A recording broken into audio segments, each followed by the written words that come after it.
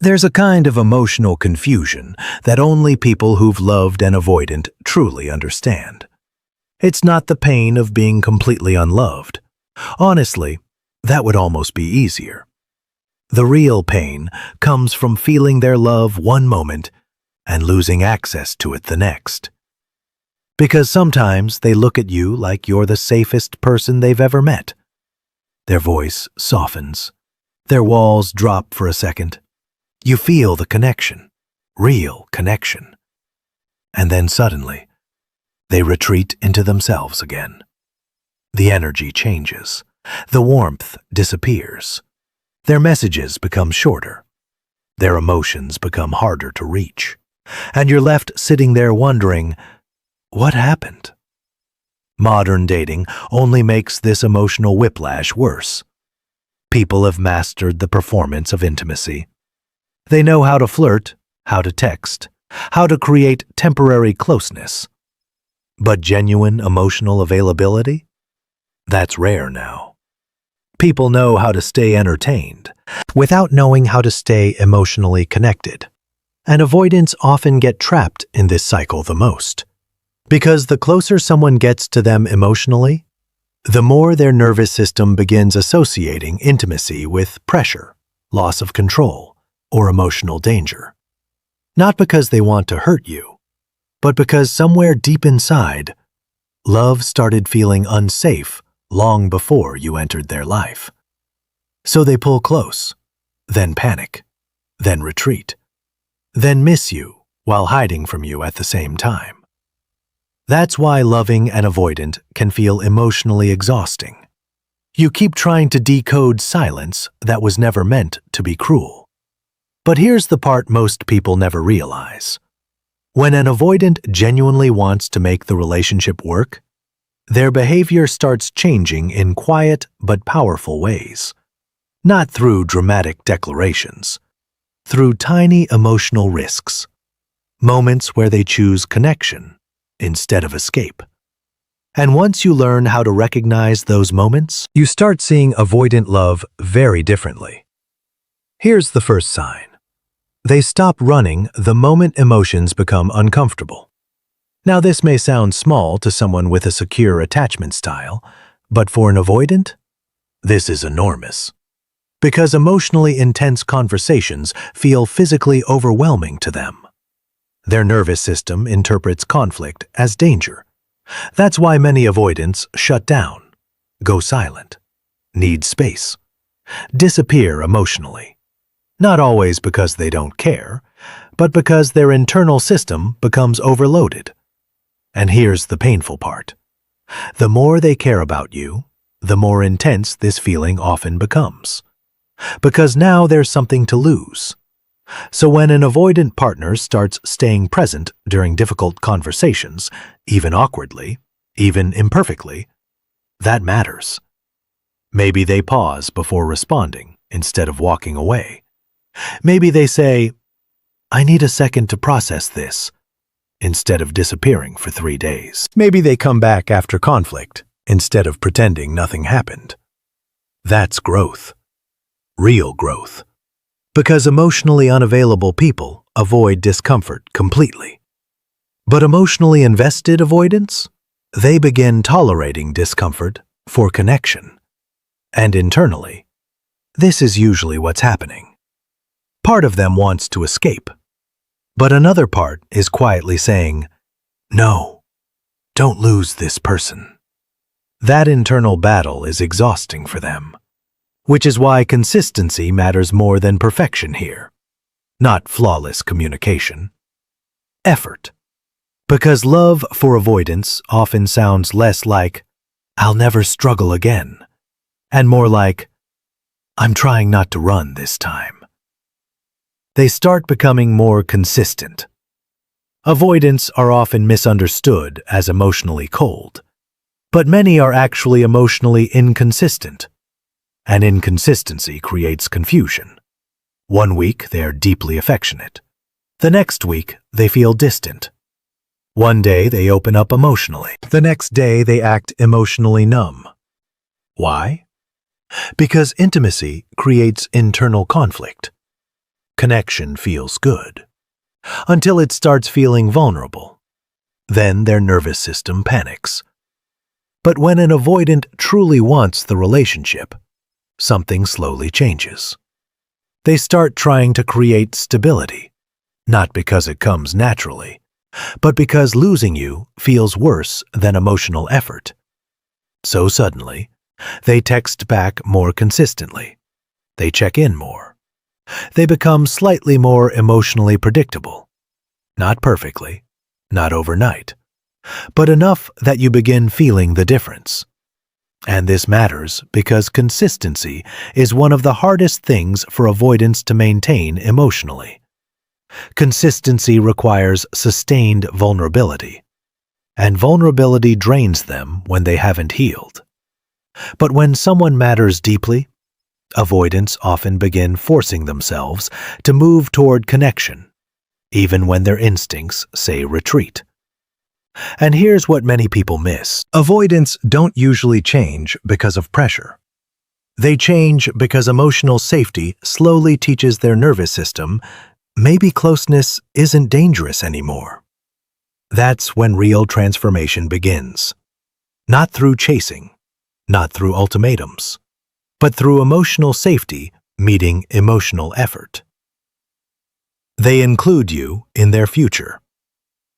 This sign is quieter than people expect, because avoidants rarely announce emotional commitment dramatically. Instead, it slips out accidentally. They start saying we instead of me. They mention future trips, future plans, future ideas. And maybe they say it casually, but emotionally, it means far more than you realize. Because avoidants are careful about psychological dependency. Many learned early in life that relying on people creates pain. So subconsciously, they try maintaining emotional escape routes. But future planning changes that. Future planning means psychological attachment. It means they're mentally placing you inside their long-term emotional world. And for avoidance, that's vulnerable. Very vulnerable. Sometimes they don't even realize they're doing it at first. But then suddenly, they're talking about next year, vacations, living arrangements, things you should try together someday. And slowly, you stop feeling temporary in their life. That shift matters. Because avoidants don't naturally build emotional permanence easily. If they're including you in tomorrow, it's today. They attempt vulnerability in small ways. This is one of the most misunderstood signs of all, because avoidant vulnerability rarely looks dramatic. Sometimes it looks incredibly small, but emotionally, it costs them everything. Maybe they suddenly tell you about a painful childhood memory. Maybe they admit they were hurt by something you said. Maybe they confess they've been stressed, overwhelmed, or emotionally confused. And to someone else, that might seem basic. But for avoidants, that level of emotional exposure can feel terrifying. Because vulnerability removes emotional control, and avoidants survive through emotional control. Control keeps them safe, predictable, untouchable. But love slowly challenges that armor. And when they begin voluntarily lowering emotional walls, even slightly, it's often because trust is growing beneath the surface. And here's something deeply important. Avoidants often express vulnerability indirectly, not through emotional speeches, but through moments. Their tone softens. Their eyes linger longer. Their silence becomes less guarded. Sometimes they reveal themselves in fragments, a sentence here, a confession there, testing whether emotional closeness is safe. And if you pay attention, you'll notice something beautiful. The more emotionally safe they feel, the less emotionally hidden they become. They repair after conflict instead of disappearing. This sign changes relationships completely. Because conflict is where avoidants usually deactivate emotionally. The moment tension appears, their nervous system often screams, "Get out." That's why many avoidants disappear after arguments. Not because they enjoy hurting people, but because emotional overwhelm triggers emotional shutdown. However, when an avoidant genuinely values the relationship, they start trying to repair instead of escape. And repair is huge.